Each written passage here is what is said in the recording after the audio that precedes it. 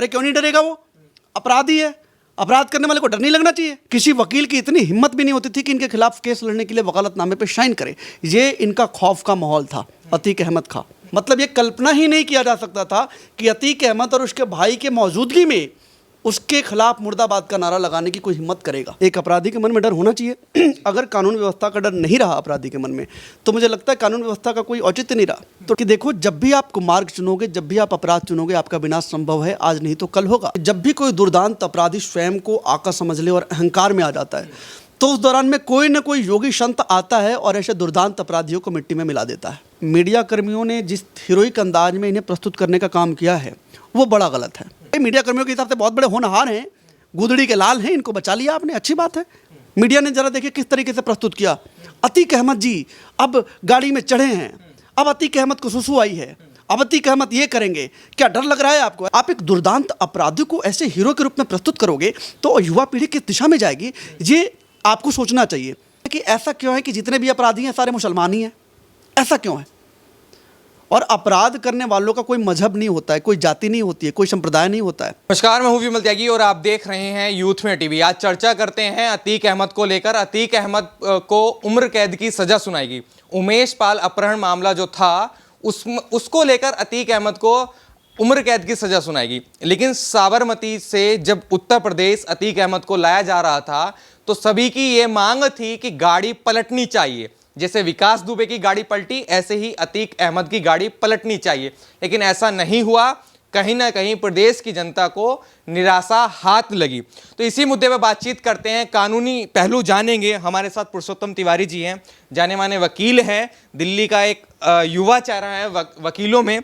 Sir, किस तरीके से देखते हैं अतीक अहमद को उम्र कैद की सजा सुनाई गई? पहले तो इस कानूनी पहलू क्या है वो बताइए। देखिए, अतीक अहमद को भारतीय दंड संहिता की धारा 364A के तहत, जो कि किडनैपिंग फॉर रैंसम का मामला है, इसके तहत उनको सज़ा सुनाई गई है, जिसमें अधिकतम सज़ा, मैक्सिमम पनिशमेंट, इसमें आजीवन कारावास या मृत्युदंड का प्रावधान है। तो इन्हें आजीवन कारावास की सज़ा सुनाई गई है न्यायालय द्वारा। ये बताइए, जो अतीक अहमद कह रहा है कि मेरे को साबरमती जेल भेज दिए, उत्तर प्रदेश में नहीं रहना, क्या डर सता रहा है क्या किसी बात का? हाँ, डर सता रहा होगा, उन्हें तो डरना भी चाहिए। एक अपराधी के मन में डर होना चाहिए। अगर कानून व्यवस्था का डर नहीं रहा अपराधी के मन में, तो मुझे लगता है कानून व्यवस्था का कोई औचित्य नहीं रहा। तो डर तो रहना चाहिए, डरो, तुम डरने लायक हो तो डरो। तो इसमें एक समय ऐसा था कि अतीक अहमद डराते थे लोगों को, आज खुद डर रहे हैं, क्या बात है ऐसी? देखिए, यहाँ पे समझने वाला विषय है कि 1979 में पहला मुकदमा दर्ज हुआ इस व्यक्ति के ऊपर, और तब से लेकर अभी तक सैकड़ों मामलों में नामजद हैं, और किसी की हिम्मत नहीं होती थी कि इनके खिलाफ में कोई चार्जशीट दाखिल करे। पुलिस वाले चार्जशीट नहीं दाखिल करते थे, चार्जशीट दाखिल करते थे तो अच्छा वकील नहीं करते थे।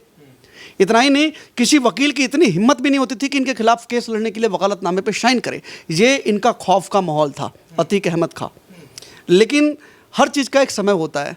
कानून व्यवस्था के सामने आज अपराध की दुनिया में ये बनी हुई इमारत कैसे छोटे छोटे ईंटों में बिखर कर खत्म हो गई, ये सबके सामने बहुत बड़ा उदाहरण है।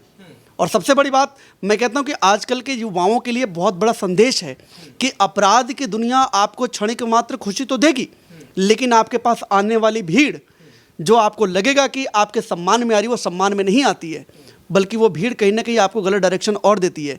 जैसे अतीक अहमद के साथ देखिए, कभी उनके पास सैकड़ों गाड़ियों का काफिला चला करता था, और आज जैसे ही सजा सुनाई गई, हमारे अधिवक्ता साथियों ने उमेश पाल के ही परिवार से पुराने जूतों का माला बना करके प्रस्तुत किया उनके लिए, और अतीक अहमद मुर्दाबाद का नारा लगाया गया। मतलब ये कल्पना ही नहीं किया जा सकता था कि अतीक अहमद और उसके भाई के मौजूदगी में उसके खिलाफ मुर्दाबाद का नारा लगाने की कोई हिम्मत करेगा। ये है कानून व्यवस्था की ताकत, और ये इस बात का बहुत बड़ा प्रमाण है कि किस तरीके से प्रदेश बदल रहा है। प्रदेश बदला है। उमेश पाल के परिवार वालों की मांग थी कि उसको फांसी की सजा कम से कम होनी चाहिए।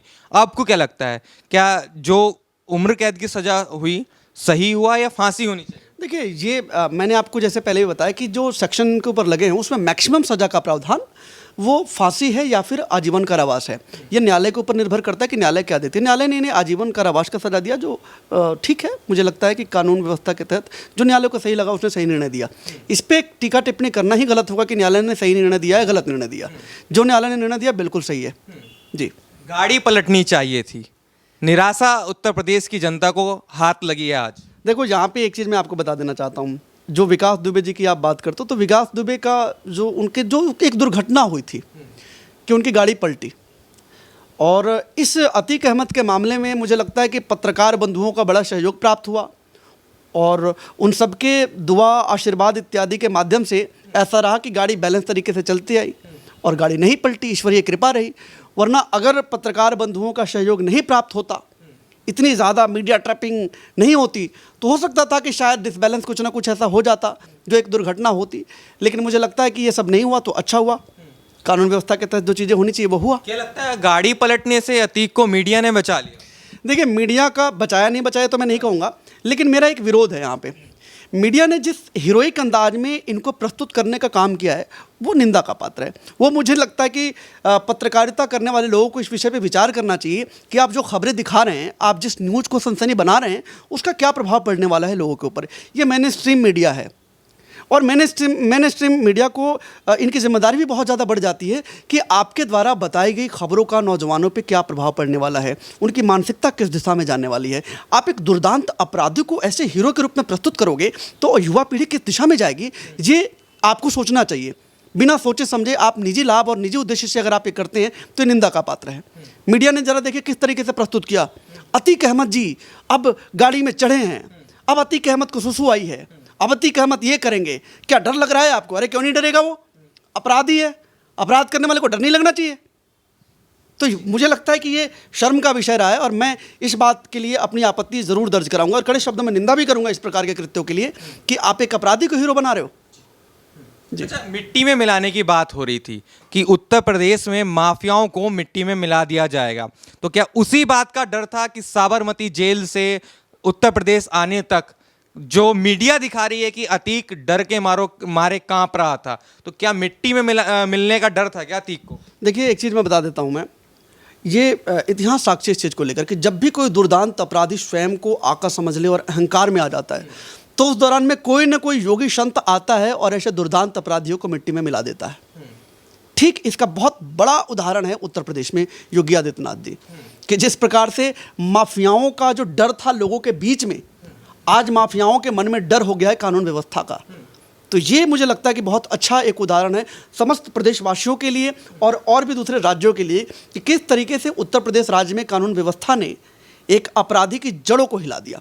देखो, आप इसे नकार तो नहीं सकते। अब आप इसके लिए भले ही कह दो कि मैं बीजेपी सपोर्टर हूं और बीजेपी का समर्थक करता हूं, लेकिन इस सत्य को कभी नहीं नकार सकते कि बदलते हुए प्रदेश की तस्वीर है। 1979 का पनपा हुआ अपराधी आज मिट्टी में मिला। ये बहुत बड़ी जीत है कानून व्यवस्था की। इनके ऊपर जो सेक्शन लगाए गए हैं, देखिए, इनके ऊपर तो पहली बात अगर अपराधों की लिस्ट देखेंगे तो 100 से अधिक है। छोटे मोटे अपराधी तो है नहीं है। इनके खिलाफ बोलने में तो सबको डर लगता था, वकील साहब को डर लगता था, सारी व्यवस्था थी, लेकिन उसके बावजूद भी आज कानून का डर सता रहा है इन्हें। तो ये एक बड़ा उदाहरण है। आजकल की युवा पीढ़ी को भी इससे सीख लेनी चाहिए कि देखो, अगर आप अपराध के मार्ग को चुनते हो तो परिणाम यही होगा। अपराध का गंतव्य यही है, विनाश। ये समझ में आना चाहिए जी। अच्छा, एक सवाल ये है कि इसको भी हिंदू मुस्लिम के चश्मे से देखा जा रहा है कि अतीक अहमद हो या आजम खान हो, मुख्तार अंसारी हो, ये मुसलमान हैं, इसलिए योगी सरकार इन पर जल्द एक्शन ले लेती है। तो क्या कानून में भी हिंदू मुस्लिम के चश्मे से देखा जाता है? देखिए, जी या वकील ऐसा देखते हैं? नहीं, देखो, everyone is equal before the law. सब लोग कानून के नज़रों में समान हैं, और सांप्रदायिक बातें इस तरीके से करके मुझे लगता है कि सिंपैथी लेना गलत है। ऐसा कुछ है नहीं। इसका दूसरा पहलू तो ये भी हो सकता है कि ऐसा क्यों है कि जितने भी अपराधी हैं सारे मुसलमान ही हैं? ऐसा क्यों है? और अपराध करने वालों का कोई मजहब नहीं होता है, कोई जाति नहीं होती है, कोई संप्रदाय नहीं होता है। उनका एक ही मात्र मजहब होता है, एक ही धर्म होता है, वो होता है अपराध करना, हत्याएं करना, आतंक फैलाना। तो आप इनको मजहब से जोड़ करके आप स्वयं ही मजहब को कलंकित करने का काम कर रहे हैं। इनका कैसे मजहब हो गया ऐसे? अपराधियों का कोई तो मजहब नहीं होता है। और उत्तर प्रदेश में जितने अपराधी हैं उनके खिलाफ में शिकंजा कसा जा रहा है, किसी मजहब विशेष के लोगों के खिलाफ में नहीं किया जा रहा है जी। अच्छा, कानून की बात होती है, क्या लगता है उत्तर प्रदेश में कानून का राज है? क्योंकि जिस तरीके से अपराधियों पर शिकंजा कसा जा रहा है, जैसा आप बार बार कह रहे हैं कि शिकंजा कसा जा रहा है, तो क्या जो नया अपराधी पनपने की सोच रहा होगा वो डरेगा जैसे अतीक अहमद डर रहा है? देखिए, ये बिल्कुल आपने बहुत अच्छा प्रश्न किया। सबसे बड़ी परेशानी यहाँ पे ये है कि इन लोगों को इससे पहले ऐसे प्रस्तुत किया गया था कि इन लोगों ने बहुत बड़ा काम किया है और ये लोग समाज के बहुत बड़े इंस्पिरेशन हैं।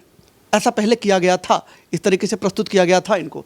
लेकिन आज के परिप्रेक्ष्य में, आज के समय अवधि में जो इनके साथ ये चीज़ें हुई हैं, ये युवाओं को एक संदेश देगा यहाँ पर कि देखो, जब भी आप मार्ग चुनोगे, जब भी आप अपराध चुनोगे, आपका विनाश संभव है, आज नहीं तो कल होगा।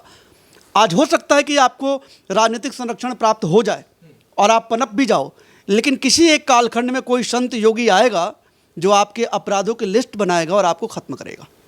तो ये समझ में आना चाहिए युवाओं को कि विकास करने का मार्ग, डेवलपमेंट करने का मार्ग मात्र एक होता है। आप योग्य बनिए, आप मेहनत कीजिए, आप आगे आइए। शॉर्टकट अपनाएंगे अगर आप, अपराध का मार्ग चुनेंगे, तो यही हश्र होगा हर किसी का। अच्छा, लास्ट मेरा सवाल ये है कि जो अतीक के साथ इस समय हो रहा है, जो सज़ा हुई है, मीडिया का जो रोल रहा है, साबरमती से यहाँ तक आने के इस सफ़र को किस तरीके से देखते हैं? इस पूरे मामले पर आपकी आखिरी टिप्पणी क्या है? देखो, मेरी आखिरी टिप्पणी, जैसे कि मैंने पहले भी कहा आपसे, कि ये बहुत ही गलत तरीके से प्रस्तुत किया गया है। मीडिया कर्मियों ने जिस हीरोइक अंदाज में इन्हें प्रस्तुत करने का काम किया है, वो बड़ा गलत है। पत्रकारिता करने वाले लोगों की जिम्मेदारी ज़्यादा है सर। आज के समय में जो टेलीविज़न पे दिखाया जाता है, उसका बड़ा प्रभाव पड़ता है लोगों की मानसिकता पे, युवा वर्ग पे बहुत ज़्यादा प्रभाव पड़ता है इस चीज़ों को लेकर के। तो जब आप किसी अपराधी को हीरो के रूप में प्रस्तुत करके दिखाओगे, तो वो जो वाकई में हीरो हैं और समाज के लिए अच्छा करने वाले लोग हैं, उनके मन में आप क्या डालना चाह रहे हो? आप कौन सा जहर घोलना चाह रहे हो?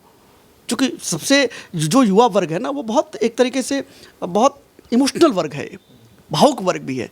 और इस वर्ग को आप क्या संकेत देना चाह रहे हैं, तो ये तय करना होगा कि कौन सी खबर दिखानी चाहिए, कौन सी नहीं। एक अपराधी को उसकी औकात दिखानी चाहिए थी मीडिया कर्मियों की, लेकिन मीडिया कर्मियों ने ऐसा लगा जैसे उन्हें संरक्षण दे दिया हो मीडिया कर्मियों ने, कि भाई ऐसे बिल्कुल उनके हर एक एक्टिविटी को दिखाया गया। क्यों दिखाया गया मेरे समझ में नहीं आया, ऐसा क्यों उनको फॉलोअप लिया गया मेरे समझ में नहीं आया जी। कुछ लोग कह रहे हैं कि अतीक अहमद की तरफ से कुछ सपोर्ट मिला है ताकि उसका गाड़ी ना पलट जाए, इसी वजह से मीडिया उसके पीछे लगा। देखो, मुझे इसकी कोई जानकारी नहीं है कि सपोर्ट मिला कि नहीं मिला। हाँ, लेकिन इतना ज़रूर है कि इन मीडिया कर्मियों के सहयोग मात्र से, इनके दिशा दिखाने से पुलिस कर्मियों ने बहुत अच्छे तरीके से गाड़ी को लेकर के आए और गाड़ी नहीं पलटी। इसके लिए ईश्वरीय कृपा हुई। तो इसके लिए मीडिया कर्मियों को बहुत बहुत धन्यवाद कि आपने एक देश के होनहार को बचा लिया। मैं तो ये कहूँगा, भाई मीडिया कर्मियों के हिसाब से बहुत बड़े होनहार हैं, गुदड़ी के लाल हैं, इनको बचा लिया आपने, अच्छी बात है। लेकिन न्यायालय ने, कानून व्यवस्था ने जो अपना काम किया, ये बिल्कुल सही है। कोई किसी को भी सज़ा लोगों के मनोभाव के हिसाब से नहीं दी जाती है। लोगों की मांग ये है कि फांसी दो, नहीं होगी।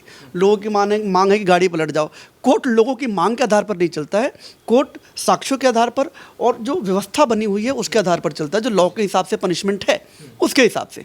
और जो अब जिस अपराध में इनको सज़ा हुई है, 17 साल बाद सज़ा हुई है सर।